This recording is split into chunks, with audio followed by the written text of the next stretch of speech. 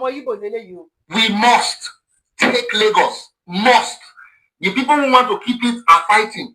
We that want to take it must fight harder. Only we must take Lagos. The people who want to keep it are fighting. Wípé àwa ń jà ń bára wa jà wípé àwọn ẹ má jẹ́ n sọ̀rọ̀ sí ẹgbọ́n ẹ má jẹ́ kí n sọ̀rọ̀ sí. The people who want to keep it are threatening. We that have to take it must prepare for that threat. There's no new thing they are going to do now in Lagos. We already know what they will do. Therefore, we must prepare in our large numbers to go to our polling unit. You must encourage your parents that came out before. You must tell your friends that don't have PVC, come and help me protect my parents. We are going to vote so that you will live in Lagos, so that I will live in Lagos, so that we can protect ourselves. Because if we do not take Lagos, I do not know if you can still stay in Lagos. To stay in Lagos, you have to win Lagos. It is that straight. To remain there, we must win. To remain there, to do that your business, for your parents to go to that church, for you to... Wọ́n ní ohun tó bá wà nínú ọlọ́tí lọ́lọ́tí ń sọ jáde. Even kò jẹ́ pé fídíò yìí ó ti pẹ́ tàbí pé bóyá wọ́n ṣẹ̀ṣẹ̀ ṣe ni kẹ́ lè mọ̀ wípé ogun tí wọn Yorùbá ń jà ó pọ̀. Bá ṣe bá Fúlàní jà là ń bá Yíbò jà. Àwa ta dẹ̀ ní nǹkan bóyá àmọ̀yẹ ẹ̀ ní kí n pè àwa mọ̀yẹ àwọn politician wa ni wọn mọ̀yẹ tó rólè ni wọ́n olè olójú kòkòrò ni wọ́n ṣe ń gbọ́ bó ṣe ń sọ̀rọ̀ pé kẹ́ lè máa rí pé ojú wọn wà ní nílẹ̀ Yorùbá gidi gan ni. So ẹ dìde ẹ̀yin rán mi o ẹ dìde fún rally yìí ni. Stay in that estate, to enter that bus, that Marua, you must win. It has come to that. Tinubu has brought the country to precipice. The only way is to defeat them so we can lock them up and send them to jail. The only way is to defeat them so we can put them in prison where they belong. We must. It is not a matter of an answer. What you must fear is fear itself. That fear you have is what you should be afraid of. Because these people do not care whether you voted or not. They will attack you in your shop, in your house, on your street. To him, I will commit suicide. I will. If I'm someone from Yoruba land and someone comes to my city and I'm struggling, the person comes there, just within a space of 10 years, I will sell my father's land, my father's house to him, and then use 70% of it to do a wambe, and then use the other one to smoke, and then in 6 months I'm back to Manila. I will commit suicide. Just within a space of 10 years, I will sell my father's land, my father's house, because it has shown that I am useless. It has shown that I cannot have any good impact in this world. And that is what happens with a greater percentage of people that live in Lagos. I heard what someone said here. The truth is that most of all these people that drag Lagos are not even Lagosians. They don't even know where they are. They are like slaves. They are like slaves.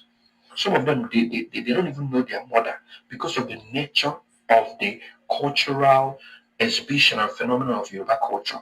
They are promiscuous in nature, but they don't protect family lineage. So the person that they call father may not even be their father. So they've been living in Lagos, and when you ask them, where are you from, they will tell you Osun State. Where in Osun? An average person you see will tell you he's from Ijebu. When was the last time you went to Ijebu? They can't remember. That is not the case of an Igbo person. So they find it very hard to understand how these people build two lives. An average Igbo person builds two lives. One is in the east, and one is wherever he's based. Because there's a saying in Igbo language that says, Ebonyi Bikona watching. Anywhere you see an Igbo man, he will be well established. At the same time, when you follow him to his village, you will know he's an Odogu. The name Odogu is not just a fanciful name. It's a name that stands for a man that really understands the nature of Igbo-ness in him, knowing that whenever we are done doing all these things we are doing in the city, follow me, go back home. You will know where I'm coming from. So it's beyond their imagination that since the war ended in 1970, they were thinking that they will have an advantage over these people that were given 20 pounds, but feet growing exponentially.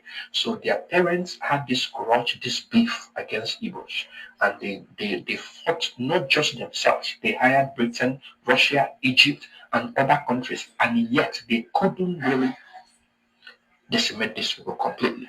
So they are upset that their fathers failed in establishing themselves, Now they are in their youthful age and they have seen exactly the same pattern of life that their fathers failed is manifested in their own life. So sometimes when you look at it, it's not really something I take too personally. I see it as a bunch of failures. So that's why you will see someone that is living in gutter, living in areas in Lagos. Lagos is a cesspit. Lagos smells like an abattoir. Anybody that's walked in Lagos and have lived in Lagos will tell you.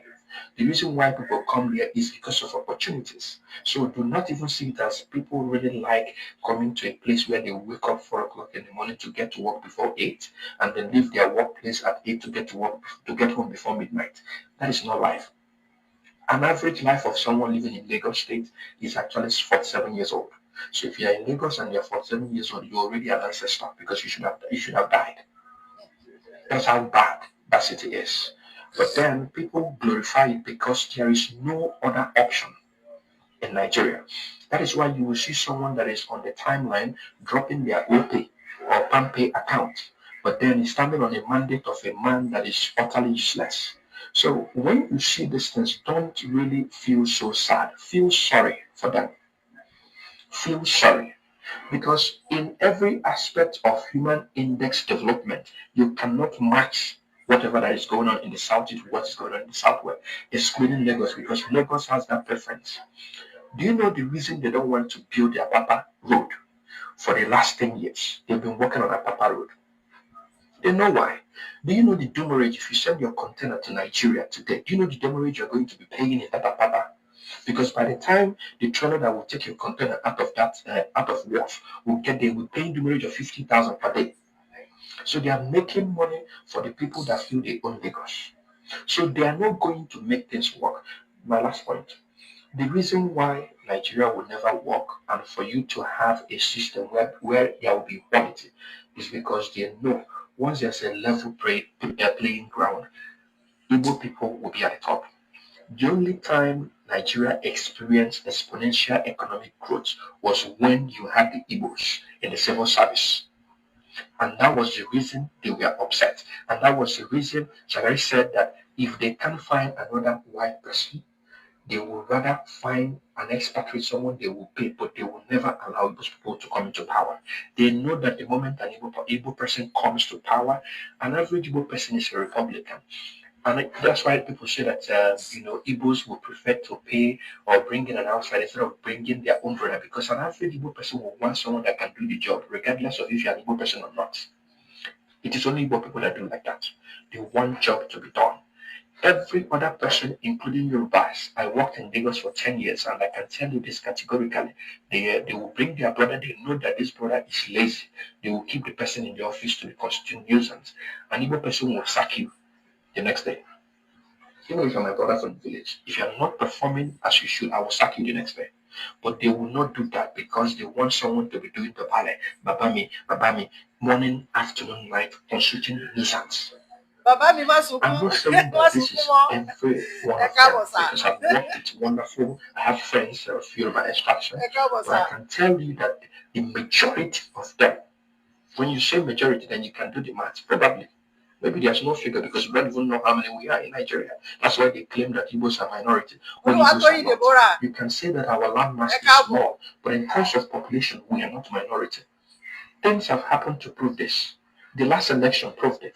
If you have a decent, free, and fair election in Lagos State, and Igbo people support one person, the person will win with a landslide margin. You know this thing. So they are afraid. All these things, 1 minute, okay.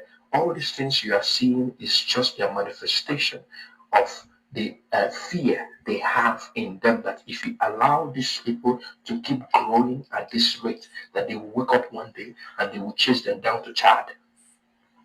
Because if you give Igbo people more 10 years in Lagos, I can tell you categorically, the Yorubas will become minority and they will turn to complete beggars. They will be beggars littered all over Lagos. And this will be the people that call themselves owner of Lagos. I'm not saying you don't have wonderful Yorubas. I'm saying that the minions, the twats that are on social media making noise and saying that they are standing on mandate and supporting all forms of abuse, intimidation, harassment, killing that is going on in Lagos State. These people don't even matter in the grand scheme of things. Let me yield here. Thank you for the opportunity. Perfect. ẹ jọ̀ọ́ nítorí Ọlọ́run tá la máa rí bá wí tí kì bá ṣe pé àwọn olè ìjọba wa àwọn politician wa olè olójú kòkòrò wọ́n ní kinní yìí wọ́n ní kẹ́ ẹ jẹ ẹni egungun ni wọ́n ní kẹ́ ẹ sọnù ẹni ẹran wà ńbẹ̀ ẹ jẹ́ kí Yíbò lọ ẹ jẹ́ kó di president ẹ jẹ́ kó àwọn ló ń fa wàhálà fún wa ó kò kí ń jẹ́ ti bàbá tọmọ kó má náà là Yíbò níbi tó ti wá kẹ́ jẹ́ kó máa lọ ẹni ọ̀hún lọ ẹgbọ́n gbogbo rádaràdà tó ń sọ báyìí nísìn àbí wọ́n ti ní ìsìta wọ́n sì bá ṣì wà nínú Nàìjíríà wọ́n sì bá ṣì wà nínú Nàìjíríà wọ́n máa sọ fún wa pé yes àwọn làwọn ní Nàìjíríà àwọn làwọn ní Lagos àwọn làwọn ní ilẹ̀ Yorùbá ilẹ̀ wọn ni ẹjọ́ máa lọ oníkálùkù máa lọ ẹ máa wò ó lè ṣe wá wà yẹn o àwọn ọmọ Yíbò yìí o lóòótọ́ mi ò mo sì prefer àwọn ọmọ Yíbò ju Fúlàní lọ mo sì like àwọn ọmọ Yíbò ju Fúlàní lọ ṣùgbọ́n àwọn gan ìgbéraga wọn pọ̀ jù àwọn gan tó bá rákàrà tó bá rí ẹ̀kọ́ wọ́n á jẹ àkàrà wọ́n á máa wá kàrà sí ni bó ṣe wà yẹn wọ́n ò lè lè lọ sí ìlú wọn kán ta ilẹ̀ fún yín òun lélẹ́yìí lára àwọn ṣífù wọn kan lélẹ́yìí máa kà fún yín ní nǹkan tó sọ láwọn ọmọ Yíbò láwọn ọmọ Yíbò òun lélẹ́yìí máa kà fún yín o lè ta ilẹ̀ fún yín ìkan nínú àwọn ṣífù wọn lélẹ́yìí ẹ bá gbọ́ nǹkan tó sọ ó ní it is our tradition we don't sell land to non-indigene of the state. Okay, it is our tradition. We don't sell land to non-indigene of the state. Let anyone say whatever they want. Some people from Urobo, Ikwere, Edo, etc. Even nearby kingdom, we don't sell land to non-indigene. Wọ́n lè ta òun ni àwọn tó wà lẹ́gbẹ̀ẹ́ wọn Ìkwèrè Ẹdó etc Ìròbò wọ́n ní àwọn ò lè ta ilẹ̀ fún wọn lè Yorùbá ò lè lọ sílẹ̀ Yíbò ní ìsìnkú sọ pé o fẹ́ ra ilẹ̀ kọ́ta fún ẹ wọn ò ní ta ilẹ̀ fún ẹ bẹ́ẹ̀ ni wọn ò ní ta ilẹ̀ fún ẹ wípé wá lọ sí ilẹ̀ Yíbò wípé o sọ pé o fẹ́ ra ilẹ̀ wọn ò ní ta fún ẹ àwọn dẹ̀ ń wá Yíbò ló bu wá bẹ́ẹ̀ ní ìsìn pé táwọn bá ti ra ilẹ̀ lọ́wọ́ wa àwa máa mú owó àwọn máa fi ṣe patí àwọn máa fi ṣe owó wà ń bẹ̀ wọ́n ti ra gbogbo ilẹ̀ wa tán ẹfẹ tó tẹ díẹ̀ báyìí ló kù fún yín Ọlọ́run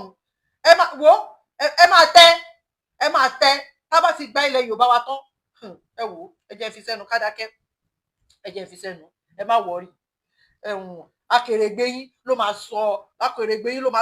máa júwèé bí ta máa sòun mọ́ bẹ́ẹ̀ ni ṣe rí báyìí ní ìsìn tí a bá tètè kúrò nínú Nàìjíríà a jẹ́ pé we are sitting on a keg of gunpowder. Bẹ́ẹ̀ni, we are sitting on a keg of gunpowder. Tá bá tètè kó nínú Nàìjíríà. Ẹ jẹ́ ká tètè máa lọ o. Tá bá ti rally wá báyìí nísìn, wọ́n ti pè é month ló sọ pé a máa ṣe rally. Bẹ́ẹ̀ni, ẹ jẹ́ ká máa lọ. Ṣé ti gbọ́? Ẹ jọ̀ọ́, ẹ jáde. Tẹ́rù bá pọ̀ níta, á gbálẹ̀ wà. Bẹ́ẹ̀ni, torí pé àgbàrá ò sọ pé òun ò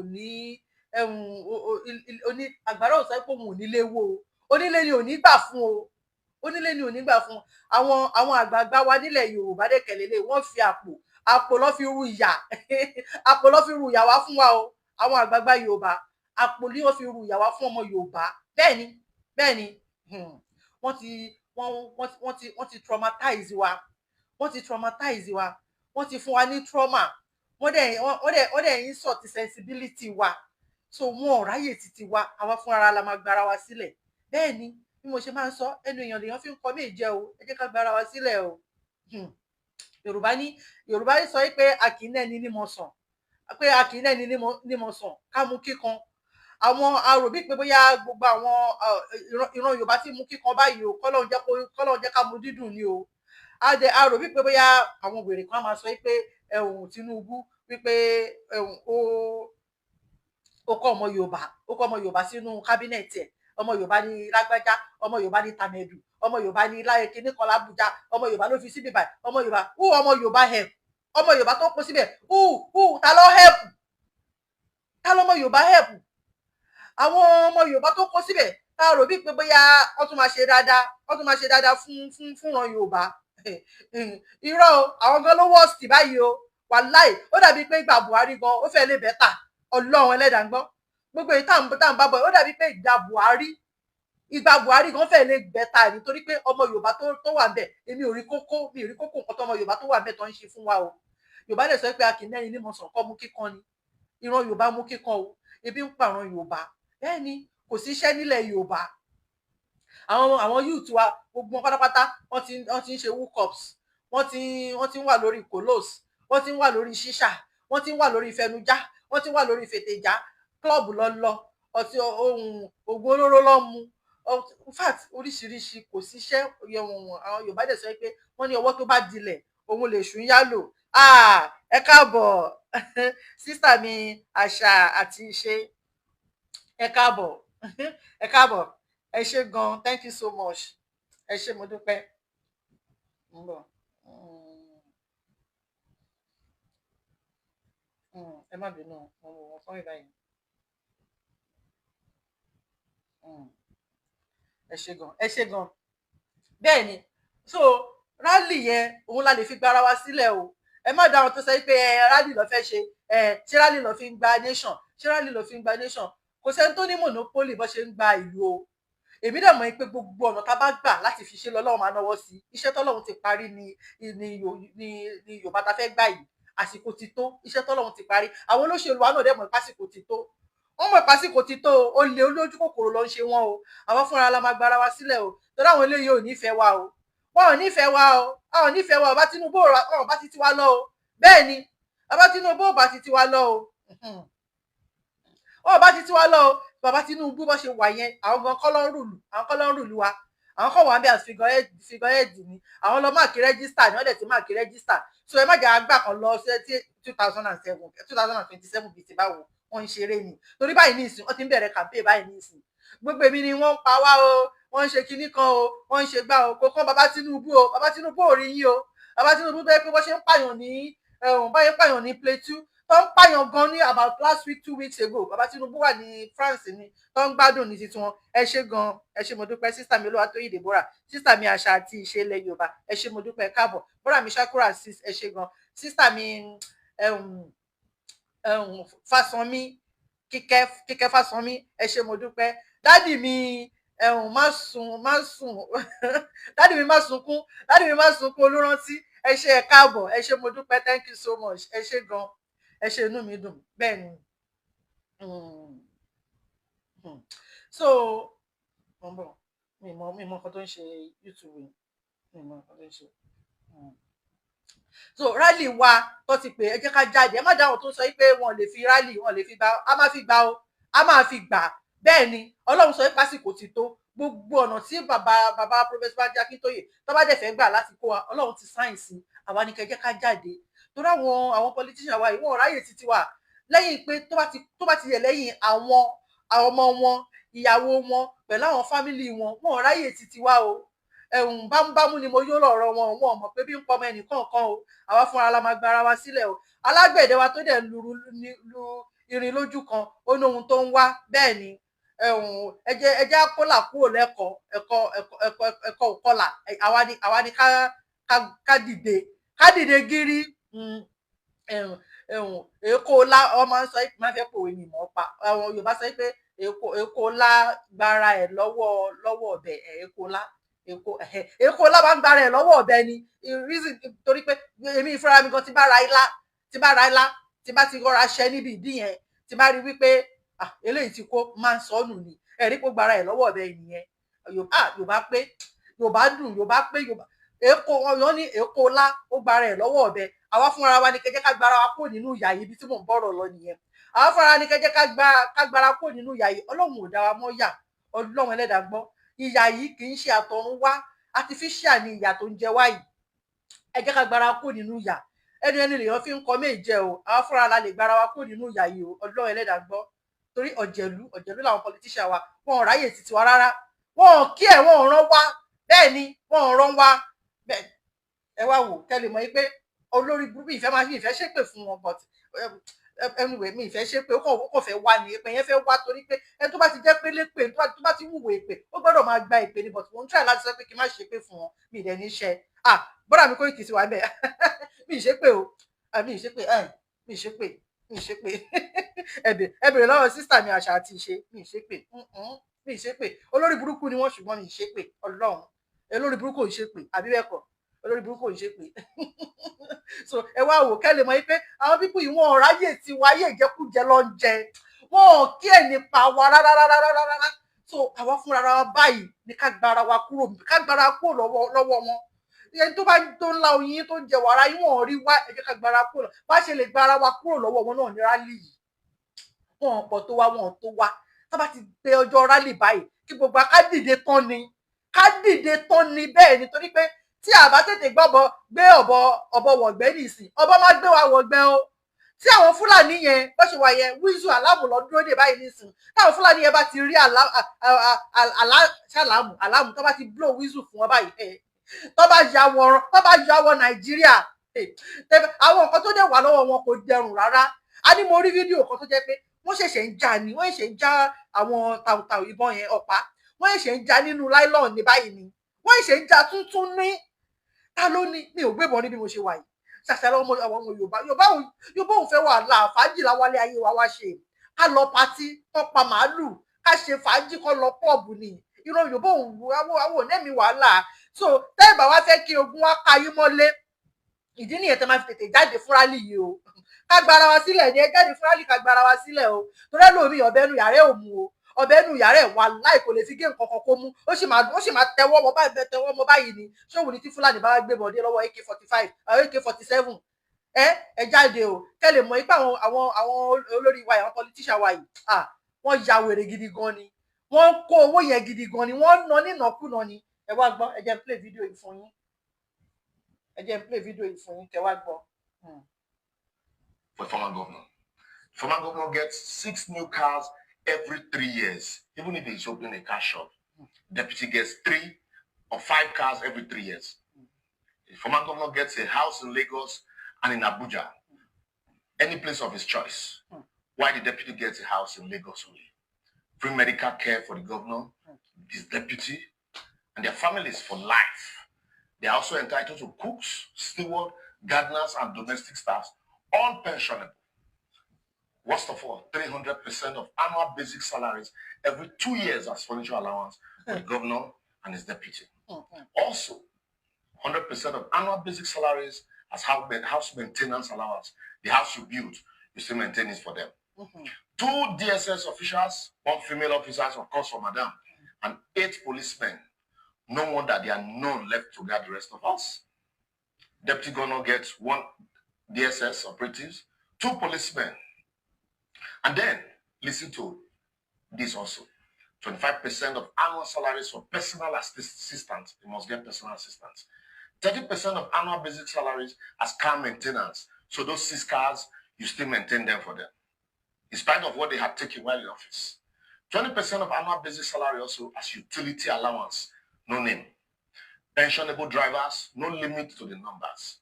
And finally, severance benefits, like 300%. Despite all this, some of these former governors still turn the Senate into a retirement home, while others are ministers, all drawing salaries in spite of these pensions. Unfortunately, the entitlement they enjoy are far more than what political office holders in developed and rich countries enjoy. More of why we will continually remain a developing country. You can't close your eyes to this ugly trend and pretend to fight corruption. It's impossible. We almost realize that we are the ones in opposition in Nigeria and not the political office holders in either APC or PDP. And we can't build a strong and varied country where public institutions work by emptying the state treasury to take care of a few who govern the state for a maximum of 8 years, while those that served the states during their youthful years for 35 years are dying by installment for lack of pension. My advocacy today would be, if we remove the houses in Lagos and Abuja, the 300 and 100% of annual basic for furniture allowances and house maintenance allowance, cut down the number of cars to 2 at 5 years and reduce the number of policemen to just 2, we would have saved enough to fund or fix some of these dilapidated roads and abandoned public hospitals. ẹ̀yin ọmọ ìyá mi nínú ẹ̀jẹ̀ ṣé àwọn gómìnà yín kọ́ nìyẹn ni ẹ rí wípé àwọn ń jẹ ayé níjẹkújẹ bó ṣe wù wọ́n ni wọ́n ò rán wa ṣé gbogbo eléyìí ọdún ṣé gbogbo eléyìí ṣé nǹkan tá ẹ jẹ́ ká kúrò nínú ìyà yìí o ìyà lílì tó fi ń jẹ wá yìí o wọ́n ò rí wa o wọ́n ò rí wa o ṣé ẹ gbọ́ bó ṣe ń ná owó wa wọ́n á tún kó owó yẹn títí báyìí wọ́n á tún máa fi ra ilé fún àwọn ọmọ wọn mo wo fídíò kan ọmọ kò dárúkọ bàbá ẹ̀ o but ìkan nínú àwọn ọmọ politician wa ni ó sọ wípé Ọlọ́run màá mi ìmọ̀nù fóònù tó wà tẹ bá gbọ́ gbogbo iye owó tó bàbá ẹ̀ ti ra ilé fún UK ló wà bàbá ẹ̀ ra ilé fún sí UK wọ́n sọ pé iṣẹ́ wo ló ń ṣe ó ní òun ò ṣiṣẹ́ at least ọmọ yẹn ó bí ọmọ 23 years bí nǹkan ni ó ní òun ò ṣiṣẹ́ ní UK tó wà bàbá ẹ̀ ra ilé fún ó live bí Ọlọ́run nǹkan wò báyìí máa gbé wá bí àwọn ènìyàn bá wà máa gbé wá owó wa ló fi ra ilé fún ọmọ onílùú òyìnbó táwọn ọmọ wọn ń jẹ ayé wọn ò ṣiṣẹ́ àwọn ló máa ṣe irú iṣẹ́ táwa ń ṣe tá máa lọ láàárọ̀ tá máa dé nírọ̀lẹ́ àwọn ò lè ṣe kẹ̀ àbọ̀ ti ṣe ṣá club ló máa rí wọn bàbá wọn máa fún wọn ní owó every month bàbá wọn ó ní bẹ́ẹ̀ ni ó sọ pé bàbá ọ̀hún ní kò sọ ẹ tó wáyé tábìlì ẹ sọ pé èèlò ló máa ń rí ní every month bàbá ẹ máa ń sọ ló máa ń send sí every month ó ní òun ò fẹ́ sọ ó ní òun ò fẹ́ sọ rárá ní owó wa ní o wọ́n á ṣe náírà sí pounds owó wa ní o kò dẹ̀ ṣiṣẹ́ ó dẹ̀ ń dán ọmọ kékeré ẹjẹ́ àdìde o òṣìṣẹ́ wo gbọ́dọ̀ wà lóòrùn kájọ máa jẹ́ wà bòjì o ẹjẹ́ àdìde o rálì wa tó ń bọ̀ yìí torí pé United Nations kò kí ẹ̀ nípa ìdàgbàsókè wa ní Nàìjíríà United Nations ò kí ẹ̀ nípa ìdàgbàsókè wa o IMF wọn kí ẹ̀ nípa ìdàgbàsókè wa ní Nàìjíríà wọn kí ẹ̀ nípa ìlọsíwájú wa bẹ́ẹ̀ ni UK wọn kí ẹ̀ nípa ìlọsíwájú wa US wọn kí ẹ̀ nípa ìlọsíwájú wa France wọn kí ẹ̀ nípa ìlọsíwájú wa United Nations wọn kí ẹ̀ nípa ìlọsíwájú wa gbogbo everybody gbogbo pátápátá wọn kí ẹ ní nípa ẹlẹ́rù ló ń kọ́ gbẹ́rù ẹ̀ o bẹ́ẹ̀ ni anybody àwọn gbogbo pátápátá ṣá gbogbo àgbáyé wọn kí ẹ nípa wa ẹlẹ́rù ló máa kọ́ gbé ẹrù ẹ̀ o níbi tó ti wúwo káwọn èèyàn tó bá gbé o ẹ jẹ́ ká dìde wọn kí anybody ò kí ẹ náà kí ẹ nípa economy wa wọn kí ẹ nípa Nàìjíríà wọn kí ẹ ní kankan bẹ́ẹ̀ ni tábà sọ̀rọ̀ àwọn náà máa wòrì tí àwọn tó wá ń kó nǹkan wa káàdẹ̀ sọ nǹkan kan wá bílí kò tẹ́ wa lọ́rùn ni so ẹlẹ́rù ló máa kọ́ gbé ẹrù ẹ̀ rálì tán pé yìí àti ìmọ̀jọ́ tó bá ti mú ọjọ́ ẹjọ́ tó lọ lọ́hùn ẹ dìde gbogbo ẹ̀yin tẹ́lẹ̀ fẹ́ lọ fún rálì náà tẹ́ bá ti ń lọ ẹjọ́ tó lọ lọ́hùn torí pé àwọn DSS àwọn ọlọ́pàá àwọn gbogbo àwọn tó bá fẹ́ rán wá wípé kán wá bá wa ẹ mọ̀ pé ìkà ni wọ́n ìkà ní Nigerian government ìkà ni wọ́n lójú àánú a mọ̀ pé oníṣe wọn wọ́n máa fẹ́ ṣèṣe wọn wọ́n máa fẹ́ fi tear gas láti fi lè intimidate yín ẹ má dá wọn lóhùn ìtàláwà àti dúró tán torí pé tí a bá bọ́ síta tí a máa gba nǹkan tá a fẹ́ gbà àtó wọlé ni so ẹ prepare ara yín jáde ẹ lè mú bí mo ṣe ń sọ náà ẹ mú handkerchief dání kẹ́ ti sínú kerosene kẹ́ wá fi sínú nylon kó má bàa dry bí dẹ̀ pé inú ke kan ni ẹ gbé báàgì ẹ pọ̀n sẹ́yìn ẹ gbé dání tó bá ti fi tear gas yín ẹ fi bọ́ ojú yín ẹ jọ̀ọ́ torí Ọlọ́run ẹ dira dání jáde ẹ fi bọ́ ojú yín kò ní ìfẹ́ sí lójú yín tó bá dẹ̀ pé powder milk náà lẹ nílé ẹ dà sínú powder milk ẹ fi sínú agolo ragolis ẹ dà síbẹ̀ ṣe ti gbọ́ kẹ́ ṣèkẹ̀ kẹ́ gbé dání sí báàgì tẹ́ bá pọ̀n sẹ́yìn ẹ gbé sáré ẹ mú kinní náà dání raincoat tẹ́ bá ní raincoat ẹ mú dání bẹ́ẹ̀ ìpọ́n umbrella kékeré náà ni ẹ ṣáàdì ẹ gbé báàgì sẹ́yìn ẹ pọ̀ báàgì tẹ́ bá ní báàgì ní ìsẹ́yìn tó bá lówó ẹjọ́ Ọlọ́run á pèsè owó fún yín ẹ lọ ra báàgì kẹ́ di gbogbo nǹkan sẹ́yìn ṣe ti gbọ́ ẹ dì sẹ́yìn jáde ẹ jáde pé yes ìtàláwà alọ́gbẹ̀tọ̀ wa ni ẹ múra jáde kúrò lé ṣe ti gbọ́ gbogbo tẹ́ bá lè dì sínú báàgì yín ẹ dì í sí ṣe ti gbọ́ torí pé rálì eléyìí máa gbá sí eléyìí yàtọ̀ sí endsars ó yàtọ̀ sí endsars ó yàtọ̀ sí endbad government rálì eléyìí a fẹ́ fi gba ẹ̀tọ́ wa ní ẹ̀yin èèyàn náà dẹ̀kẹ̀lé lè ẹ lọ ra oúnjẹ sílé ẹ jọ̀ọ́ torí Ọlọ́run ẹ lọ ra oúnjẹ sílé ẹ̀yin tẹ́ bá wà nílùú òyìnbó ẹ ṣàánú àwọn èèyàn yín tó bá wà nílé ẹ fún wọn ní owó ẹ send owó sílé kó lọ ra oúnjẹ sílé torí total lockdown ni southwest máa paralyze ni ó máa paralyze total lockdown ni ẹ kú ti ṣe rí kò lè jájò sí yín nígbà tá à ń ṣe kí ló ń pè covid nígbà covid gbogbo yín lẹ ti ṣe lockdown rí ó yẹ kó ti mọ yín lára lockdown eléyìí dẹ tó dẹ̀ ń bọ̀ ìdẹ́kẹ̀lé ó máa yọrí sí rere ni afẹ́fẹ́ mú nǹkan gidi jáde ni tílé ayé máa fi rọrùn fẹ́yìn náà so ẹ di gbogbo nǹkan sínú báàgì yín àwọn tó bá dẹ̀ àwọn tó dẹ̀ fẹ́ ra oúnjẹ ẹ lọ ra drive tí ò ní bàjẹ́ torí pé àwa fún ara owó mọ̀ ó lè jẹ́ pọ́sẹ̀ kan ni bẹ́ẹ̀ ni bá ṣe jáde sí ni lérò bá ṣe pọ̀ ń ta sí ni lọ́ máa fi tètè dá wa lóhùn lẹ́rọ máa fi tètè bá Nigerian government náà wọn ò nẹ́mì olórí burúkú ni wọ́n torí pé àsọ̀rọ̀ jáde náà ni lọ́sísẹ́ ń ṣì tiwa kò sí nǹkan tó fẹ́ ṣe wèrè púpọ̀ nínú wọn máa sá lọ ni ọlọ́run púpọ̀ nínú wọn máa sá lọ ni tàbá dé tán wọ́n máa sá lọ máa wá kí wọ́n máa sá lọ ni private jet wọn lọ́ máa gbé jáde bí Ghana ní ló sì máa sá sí ná bẹ́ẹ̀ ni so ẹ ra oúnjẹ sílé because total lockdown kò ní sẹ́ni tó máa fẹ́ ṣí ṣọ́ọ̀bù kò ní sẹ́ni tó máa fẹ́ jáde oníkálukú náà máa jáde ni ẹ ra oúnjẹ sílé tó ń jẹ yín bá tiẹ̀ wá tán nínú lockdown nínú rally tá à ń ṣe ẹ lọ bá neighbor yín tó bá ra oúnjẹ sílé ẹ máa tọrọ lọ́wọ́ oúnjẹ ẹ ṣáà máa yára yín lóúnjẹ ẹ máa yára yín lóúnjẹ a mọ̀ yín pé lẹ́yìn ewúro adùn ló máa ń gbẹ̀yìn adùn ló máa gbẹ̀yìn ọ̀rọ̀ wa ṣe ti gbọ́ ẹ jọ̀ọ́ ẹ jẹ́ kí gbogbo wa kájọ fọwọ́sowọ́pọ̀ ká gbára wa sílẹ̀ nínú oko ẹrú torí pé àwọn elite wa wọn kúkú dá sí wa àwọn àgbààgbà wa wọn ò dá sí wa àwọn ọba wọn ò dá sí wa àwọn bílọ́níà wa nílẹ̀ Yorùbá wọn ò dá sí wa bẹ́ẹ̀ ni àwọn olóṣèlú wọn ò dá sí wa bámúbámú ni mo yó lọ́rọ̀ wọn wọn ò mọ̀ pé bí ń pa wá wọn ò kí ẹ̀ nípa wa wọn ò ràn wá bẹ́ẹ̀ ni ẹ jẹ́ kí gbogbo ká fọwọ́sowọ́pọ̀ bẹ́ẹ̀ ni olóyìnbó sọ pé delay is dangerous so ẹ má jẹ́ kí ká delay kí gbogbo ká jáde ní iṣẹ́ ti gbọ́ ẹ jọ̀ọ́ nítorí Ọlọ́run ẹ kí gbogbo kó jáde democracy irọ́ ló ń ṣe fún wa democracy irọ́ ni lórí irọ́ ni democracy tó ń fún wa àfẹ́ regional system táwọn bàbá Fẹ́nifẹ́re àwọn bàbá ìfẹ́ bèbú lè ní ìfẹ́ bèbú ẹ jẹ́ kí n àfẹ́ regional system táwọn bàbá Fẹ́nifẹ́re tó sọ pé àwọn fẹ́ restructuring táwọn bàbá Fẹ́nifẹ́re tó sọ pé àwọn fẹ́ àfẹ́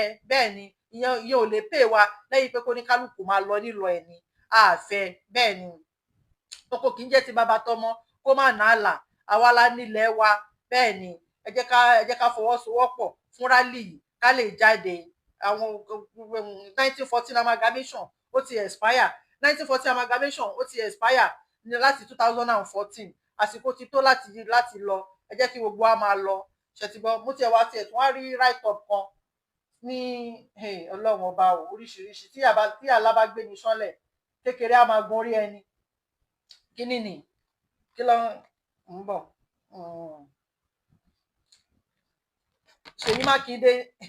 Ṣèyí Mákindé òun ni ọmọ kan tó ṣojú bí ojú kọ̀nà kiri yẹn Ṣèyí Mákindé ni o ọmọ kan tó ṣojú bí ojú kọ̀nà kiri yẹn ẹ̀rín ẹ̀ tiẹ̀ máa ń pa mí ó máa ń kọjá àyè ẹ̀gan ọmọ Ṣèyí Mákindé yẹn ẹ jẹ́ n fi wọn ilé náà Ṣèyí Mákindé máa ń kọjá àyè ẹ̀gan o à ń kí ansa onóòmọ ẹni tó kú Ṣèyí Mákindé ń sọ yí pé mo kàn kọjá lọ lórí street íńtánẹ́ẹ̀tì ni mo bá pàdé ẹ̀ tí Ṣèyí Mákindé ń sọ yí pé I'm capable of being Nigerian president Mákindé tó bá tiẹ̀ ń ka ẹ tó bá ń pa ẹran tó níwò ìgbín náà máa ń yọjú ìgbín á máa sọ pé èmi náà níwò èmi náà yọ tó bá sọ pé ẹran òun ló fẹ́ kọyàn pa ìgbín náà sọ pé òun náà lè kọyàn pa Ṣèyí Mákindé ọmọ kan tó jẹ́ dàbí ojú ọbọ ọ̀dọ̀ rẹ̀ yẹn ó ní I'm capable of being Nigerian president àmọ́ ó ti di tán ní Nàìjíríà bá parẹ́ ó ń dì í ẹlẹ́dìí ó ní Ọ̀yọ́ state governor Ṣèyí Mákindé has said that he has the capability to lead Nigeria as president in 2027. Mo rẹ́rìn ní China bó ṣe ń rẹ́rìn ní China ṣe ń gbọ́ Ọlọ́run ọba o kí ló ń fi àwọn ọmọ Yorùbá pè nù abájọ ó ṣẹ̀ṣẹ̀ yé mi ní abájọ tí nígbà tí àṣẹ gbogbo nǹkan tí Ṣèyí Mákindé tó ń rò lélẹ́yìí so òun náà ní ambition bíi ti bàbá ẹ̀ Tinubu ní 2027 kóun náà fẹ́ di president abájọ tó fi fẹ́ lọ pa Chief Sunday Igboho mọ́lé tọ́lọ́hún ò jẹ́ kó rí wọn pa ṣé Ṣèyí Mákindé máa sọ pé òun ò mọ̀ ní pé wọ́n fẹ́ lọ bá Chief Sunday Igboho nílé níjọ́ tó lọ yẹn ni Ṣèyí Mákindé ò lè sẹ́kùn ní gọ́fìnà olùkùn lè sẹ́kùn mọ̀ mọ́ so Ṣèyí Mákindé mọ̀ so lójú ẹ̀ bó ṣe wà yẹn Chief Sunday Igboho ń di lọ́wọ́ ni àbí Ọlọ́run ti mú gbogbo yín ọ̀hún rí pa wọn ò dẹ̀ ní rí pa Chief Sunday Adeni, hello love. How are you? Ẹ má bínú, ọmọ mi ló wọlé. Abájọ Chief Sunday ó ti bọ́ lọ́wọ́ yín. Ó ti wò ó pé ó fẹ́ gba Yorùbá nation wọn ló fẹ́ gbà, ó ń disturb òun ọ̀hún rí pa. Ọdẹ̀mà Professor Banji Akintoye àti Chief Sunday Adeni Adeyemo Gbowóṣà pẹ̀lú gbogbo àwọn tó wà ní cabinet wọn tọ́jọ́ ń ṣètò bá ṣe máa gba Yorùbá nation yìí lágbára Ọlọ́run, gbogbo wọn máa rí Yorùbá nation yìí gbà láìpẹ́ láì jìnnà ní mọ́ǹtì táwa yìí lágbára Ọlọ́run, ojú máa ti gbogbo yín. Ṣèyí Mákindé ìwọ ó tún wá sọ pé ó ní Makinde made this statement on Tuesday during an appearance on Channel Television Politics Today, saying he has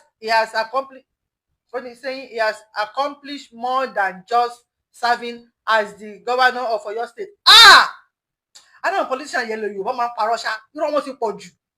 Ìwọ ẹjọ́ tó lọ kí ni Ṣèyí Mákindé ṣe? Kí ló ṣe sí Oyo State? Kí ló ṣe? Bí ìṣọmọ Ọ̀yọ́ ṣùgbọ́n kí ló ṣe? Kí ni ohun tó ṣe pẹ̀lú owó tó gbà? Ó ṣe nǹkan kan Ṣèyí Mákindé. Bẹ́ẹ̀ ni tábà ní kémi fún ẹ ní mark nínú 100%, 1% péré ló gbà nínú 100. Èyí tó yẹ pé gbogbo owó security tó ń fún yín, security allowance tó ń fún yín ṣe lẹ̀ pocket ẹ̀. Ó rí bó ṣe ń pààyàn ni, bó ṣe ń pààyàn káàkiri l'Ọ̀yọ́ State. Kí ló ṣe sí? Kí ló ṣe sí? Wọ́n kọ́ ọmọ kan tó jẹ́ dàbí ojú kan náà kiri bí ọ̀bọ ọ̀dọ́ rẹ̀ yẹn. Kí ni ohun tó ṣe sí òṣè nǹkan kan? Ẹni sẹ́ni tí wọ́n ní bí Sunday tó bá máa dáa Saturday láti mọ̀. Sẹ́ni tí ò ṣe dáadáa kò ṣe dáadáa ọkọ ẹ má jẹ́ kó tàn yín o, ẹ má jẹ́ kó tàn yín ẹ̀yin ọmọ Ọ̀yọ́ State. Kò ṣe nǹkan kan fún yín, bẹ́ẹ̀ ni kò ṣe nǹkan kan fún yín. Ìka ni eléyìí ò lè di president wa. Ṣẹ́ṣẹ́ ní gbogbo àwọn politician wa gbogbo pátá lọ ti corrupt. Àfẹ́ wọn mọ́ tàbá ti gbalẹ̀ Yorùbá wa kọ́ máa lọ.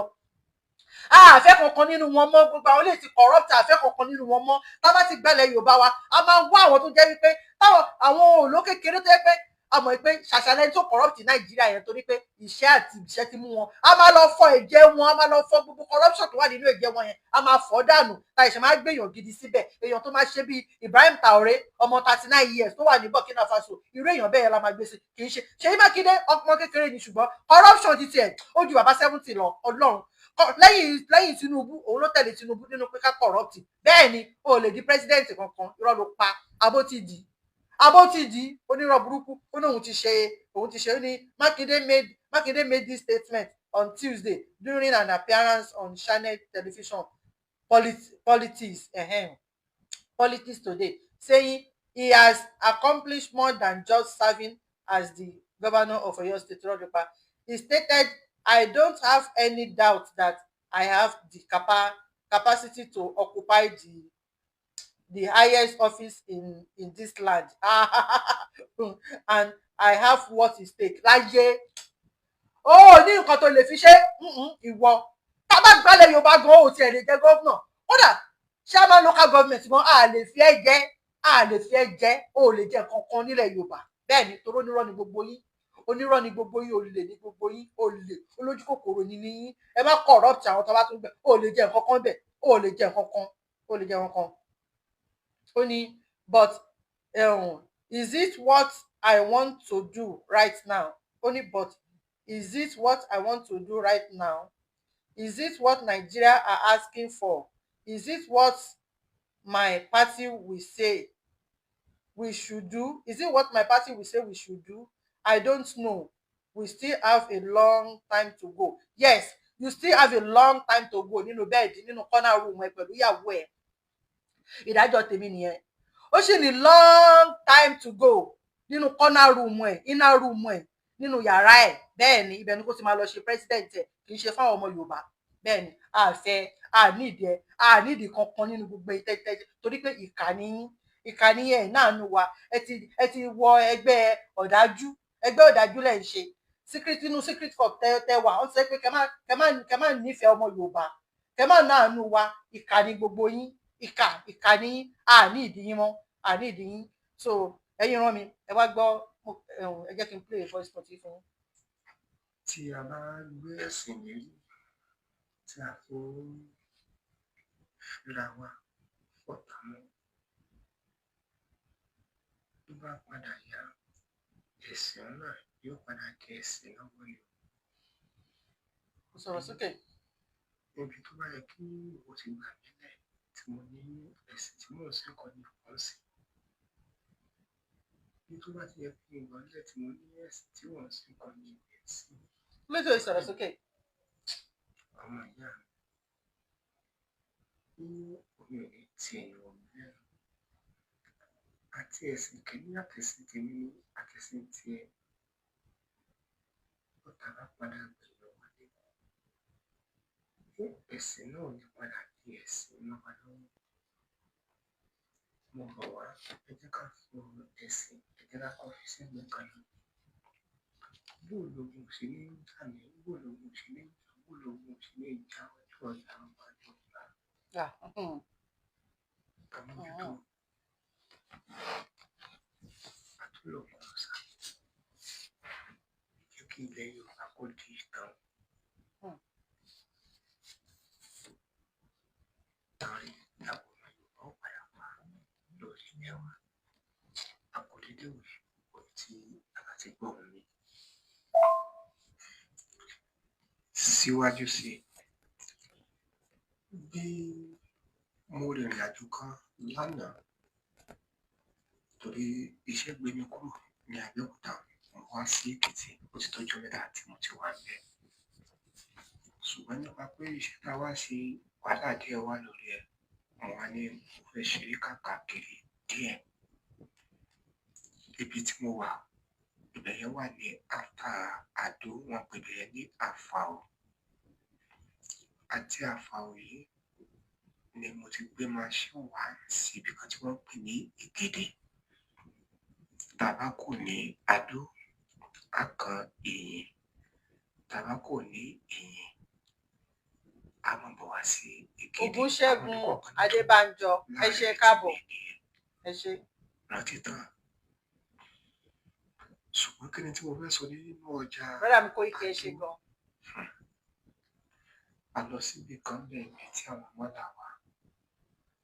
Mo fi Olódùmarè ní ẹ̀mí mi ṣe ìlérí. Àwọn mọ́là tó wà ní ibẹ̀ wọ́n lé ní mílíọ̀nù kan tí wọ́n wà níbẹ̀. Wọ́n pè bẹ́ẹ̀ ní Sáwó. Bẹ́ẹ̀ náà ló ṣe wà káàkiri ilẹ̀ Yorùbá ní Ṣàgámù bẹ́ẹ̀ náà káàkiri. Ẹ̀yin bàbá wa tí ẹ wà nínú ọ̀kànnì tí ẹ bá ní àwọn èèyàn tí wọ́n ń gba àwọn bólà láyè lọ́dọ̀ wọn ẹ bá wọn sọ̀rọ̀.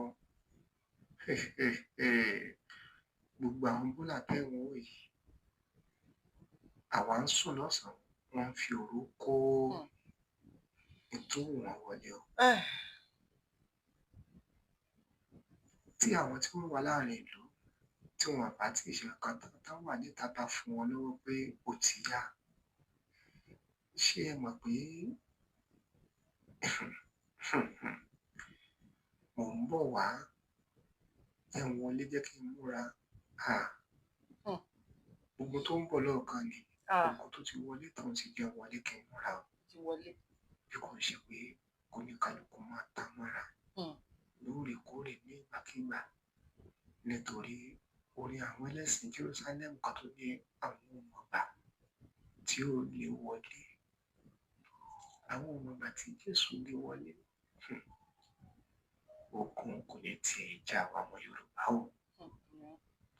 Olódùmarè á wà pẹ̀lú wa. Àmín o, àmín.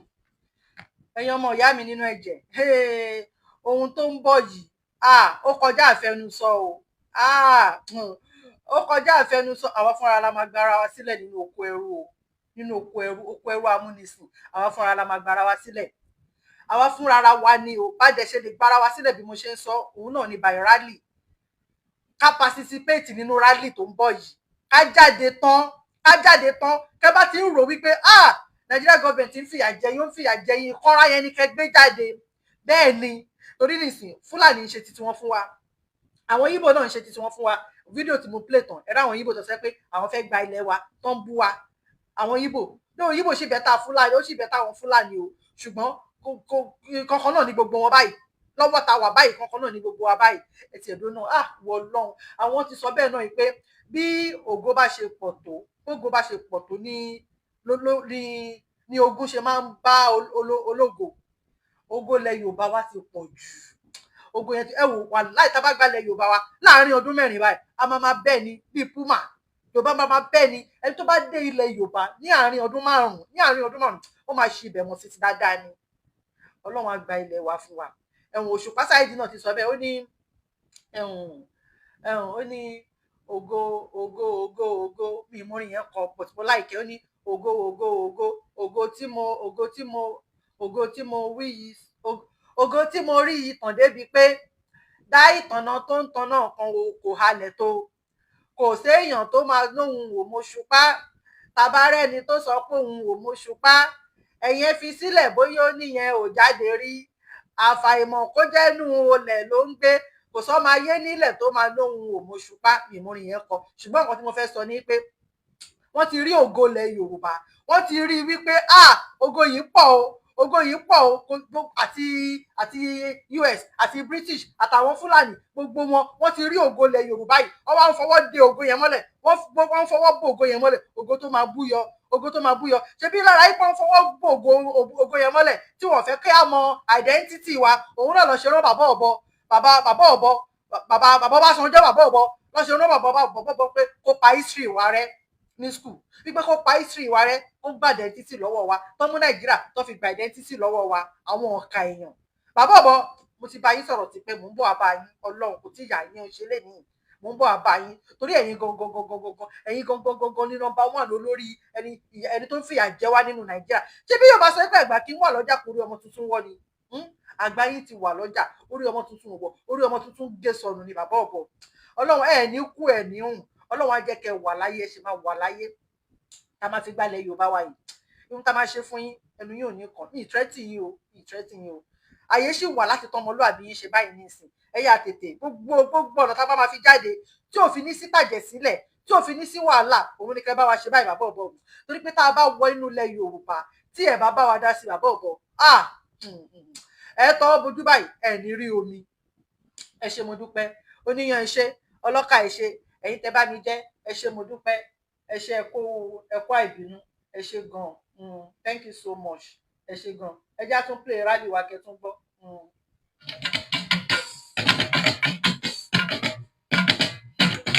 ti rí omi gbogbo Yorùbá pátá lẹ́nu kó náà sọ pé èrè wá jọ wá lójú lábára pọ̀dà dúró Yorùbá nation won't stand gbogbo Yorùbá pátá lẹ́nu kó náà sọ pé èrè wá jọ wá lójú lábára pọ̀dà dúró Yorùbá nation won't stand.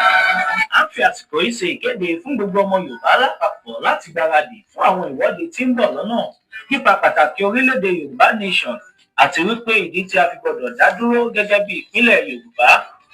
Ìwọ́de yìí náà ni a máa ṣe káàkiri gbogbo ilẹ̀ káàárọ̀ òjìrè bí tí bàbá wa onímọ̀ ẹ̀rọ emeritus professor Adébánjí Akíntóyè yóò ṣe olùdarí rẹ̀.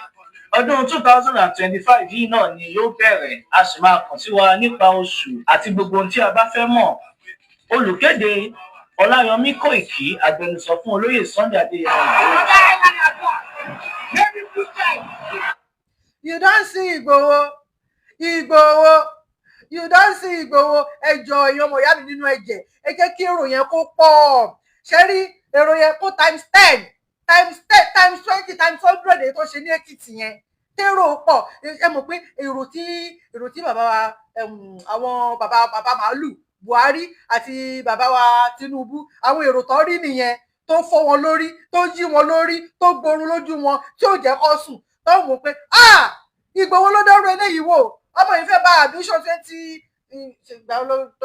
ó ṣàfẹ́ bá admission presidency tóun fẹ́ ṣe ó fẹ́ bàjẹ́ lọ́ fi ròyìn lọ bá ṣe Sunday Igboho ọkọ̀ lọ jó ilé wọn ni ọkọ̀ ní kọ́ lọ jó ilé wọn ni kọ́ lọ jó ilé ṣe Sunday Igboho wọ́n rí pé wọ́n jó ilé ṣe Sunday Igboho wọ́n rí pé kò tún rí lẹ́yìn ọmọdé tó sọ pé no going back kìíní ọwọ́ ní kọ́ lọ pa àwọn ọmọlé Ọlọ́run ni ò jẹ́ pa wọn àwọn tó dé òkú kọ́ lọ́ bá fi fọ̀run kẹ́wọn kó tẹ́ wọn sáfẹ́fẹ́ rẹ kó pàṣìṣe wọn rẹ́ bẹ́ẹ̀ ni àwọn ọmọ tó fi sílẹ̀ kí Ọlọ́run sọ wọ́n di èèyàn kọ́nà má kúkú òjijì kọ́ má kọjú lọ báwọn bàbá wọn lọ́ní kọ́ lọ pa wọ́n mọ́lé àwọn lórí burúkú DSS tó tún rọ́ wá àwọn èèyàn tún mú gold ṣe Sunday Igboho wọ́n tún gbogbo wọn tún jí ọlọ́run ọba o ẹ wò ọlọ́run ẹ gbalẹ̀ Yorùbá fún wa o àwọn olè nílùú òyìnbó yìí ẹ lọ káyọ̀ mọ́lé nílùú òyìnbó yìí ẹ tún máa sẹ́pẹ̀ jí góòdì wọn ẹ rí gbogbo ọlọ́ti corrupt orílẹ̀-èdè ti ń bàjẹ́ kí lẹ sì rí náà ẹ tó jẹ́ president wa náà ṣé yẹn náà corrupt ni so gba àwọn ẹlẹ́yìn náà máa corrupt ni wọ́n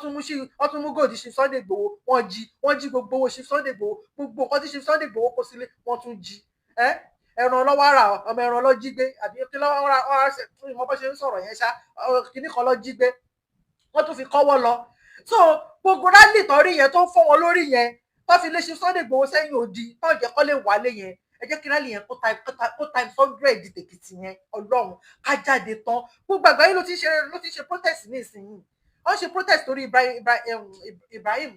Ibrahim Traore ìlú wo tiẹ̀ ni mo rí lánàá o tó ṣe protest anyway gbogbo àgbáyé ló ti ṣe protest nísìn tó dẹ̀ ń jáde gidi gan tẹ́rò ń pọ̀ tó ń dàbí omi ẹ jẹ́ kí n tiẹ̀ fi wọ̀nyí ṣé mo ní bó mo fi sí o ẹ jẹ́ fi wọ̀nyí tí rálì wa bá tiẹ̀ lè tó bẹ́ẹ̀ yẹn tí rálì wa bá lè kó tún jù bẹ́ẹ̀ yẹn lọ kí rálì yẹn kó pọ̀ kérò pọ̀ oh my god ìmọ̀ ń bá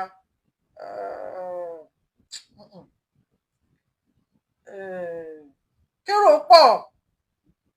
pọ̀ gan-an rálì tá fẹ́ ṣe yìí kérò pọ̀ kò sí nínú fóònù tó wà bí báyìí ìmọ̀ bí tí mo fi sí mọ́ okay fóònù gan ti pọ̀ jù jàre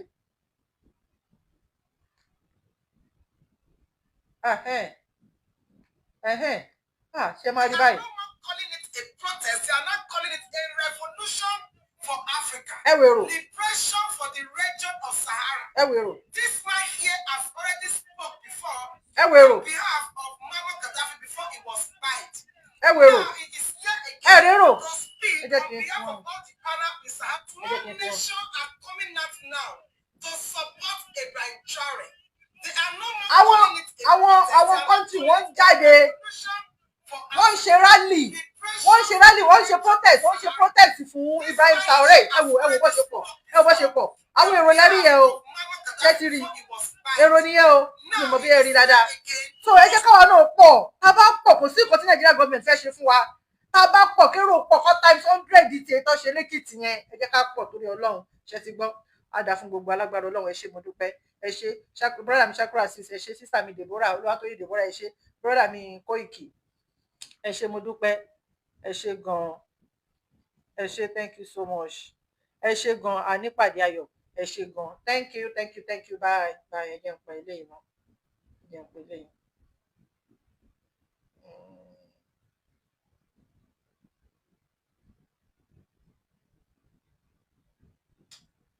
Okay, ẹ jẹ́ n pa eléyìí mọ́.